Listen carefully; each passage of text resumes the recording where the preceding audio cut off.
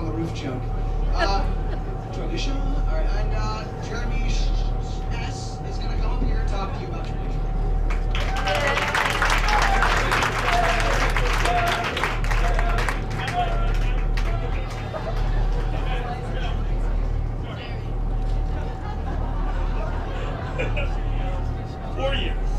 4 years of inside jokes, extensive prep, or maybe not so extensive, friends and growth. From Kanye to Dexter, we have matured, well, some of us, into some of the most brilliant people that Cypress Bay has ever seen.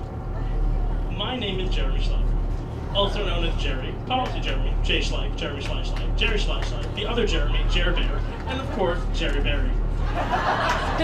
And this 5-minute speech is truly my final rebuttal. As many of you know, I'm not the most coordinated individual. I've had numerous conversations with judges about the fact that the hardest part of a round for me is catching a flash drive. And it's not a typical day for me unless I trip up, yes, up, the stairs at least twice. But besides the obvious inconveniences of me being a walking wrecking ball, there was a much more severe consequence. Though I tried so many times, it simply became hazardous for me to join any typical team. Soccer balls flew at my head, I dribble and watch the ball fly off in different directions, and I even managed to hit myself with the bat when I was swung.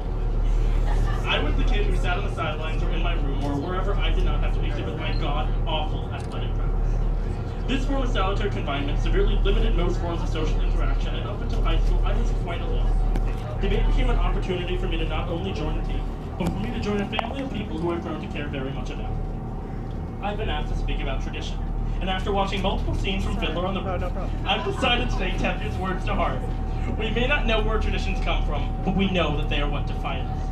Some of you have a tradition of going to Starbucks every morning, somewhere between 6:58 and 6:59 a.m. Others may require daily trips to Chick-fil-A, or even a more noble tradition of actually going to all your classes, or taking all of your AP exams. However, what about our team traditions? For a team as new as ours, could we possibly have any long-lasting traditions? Well, of course we don't, yet. However, the seniors and coaches of this team have done such a wonderful job planting the roots from excellent traditions that will continue on for decades. The easiest example would be the very yacht you're now sitting in. While we may never be lucky enough to be double booked at a place with the world's best customer service, this Banquet, along with our lovely habit of putting the sound duh in front of every word that starts with B, will continue to be a staple of our team. For this banquet is not only a chance to eat unlimited amounts of bacon and wear chubbies, it represents a year's culmination of success and celebrates the very essence of Cypress debate. That brings me on to my favorite tradition that this team partakes in, a tradition hinted at on the cover of your program that I had literally no idea about. We have a tradition of excellence. And then stuff that people have already said, we've literally had conversations where we learned that second place is simply not good enough. And they're right.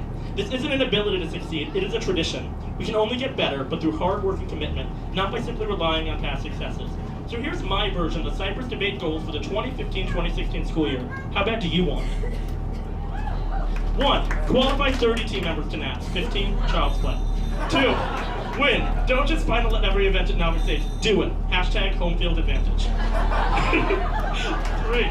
Place first at Berkeley or whatever tournament you feel like going to in February next year, out of all schools. And 4. Win that magical flying eagle that is really cool at varsity states. Win overall sweeps.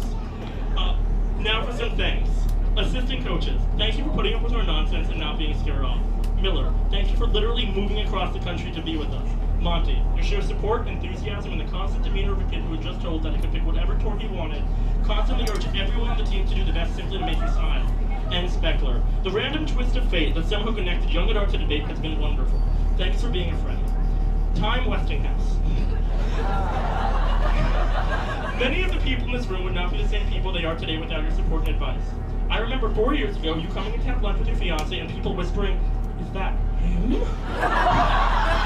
You were the reason policy is truly at Cypress, and for that we owe you an invaluable debt. You've also instilled yet another great tradition on the team, Ethiopia. My team, you were all truly incredible. One of the happiest moments of my life was when I was chosen to give this speech. So thank you all, especially my quasi-PR guy Jake Stern, for realizing that sometimes the person who wants to give the speech is not the funniest, but who is most touched by all of you. It's been an honor to work with you. My last words. I've been meaning like weeks to talk about something man-like wow. Maybe it's something to do with the MLW that I keep emphasizing. Megan Loden West, you were truly one of the most incredible people I've ever met. You love us as much, if not more, than we love you, and that's saying a lot. I look look forward to saying one day that my debate coach is the chair of the NSDA, not to mention the youngest. One last shout out to my policy crew. Again, thank you for choosing this event. It may not be the easiest, but it'll help you more than you can imagine. Zach and Gabe, best of luck in leading next year. As for the novices, it's been my pleasure being your debate dad. Keep on easing down the road. Yes! And to everyone, always remember, whether we're in room 409, 360, portable 25, or 403, speak pretty, don't suck.